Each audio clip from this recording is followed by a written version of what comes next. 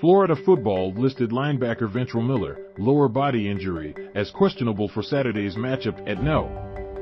Florida coach Billy Napier said Miller went through some reps on Wednesday in practice and will be a game-time decision. It's a really subjective injury, Napier said.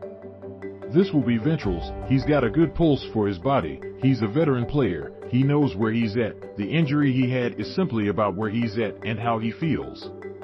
Looking ahead, Florida Gators' 2023 football schedule is out.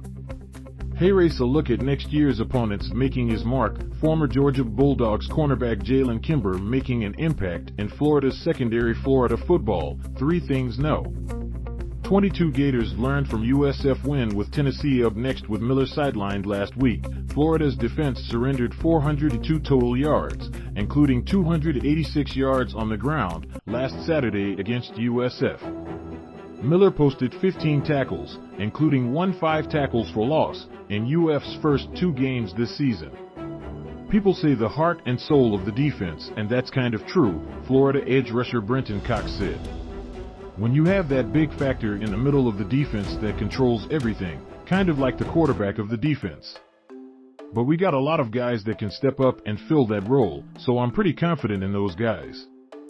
Billy Napier, updates on QBs Jack Miller and Jalen Kitna. Starting right tackle Michael Tarquin is listed out for the 2nd straight week, with Austin Barber listed as the starting right tackle. Backup quarterback Jack Miller, thumb, also remains out, though Napier said he's making progress and now holding a football. With Miller out, Jalen Kitna will remain UF's backup quarterback behind starter Anthony Richardson. Jalen Kitna had his best week last week, Napier said. In particular, last Thursday he was extremely sharp. He had a good day of practice, Tuesday. He's our number 2, and I would say Jalen has done a great job of making good decisions. He's been very accurate, and each week he gets a better understanding of our system. In another move on the depth chart on Saturday, 415-pound Desmond Watson was moved up to starting nose tackle, ahead of Jalen Lee.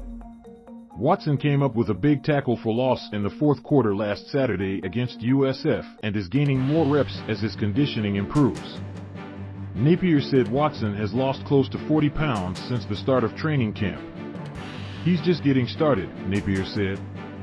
I think the guy will only continue to improve if he can stay this course.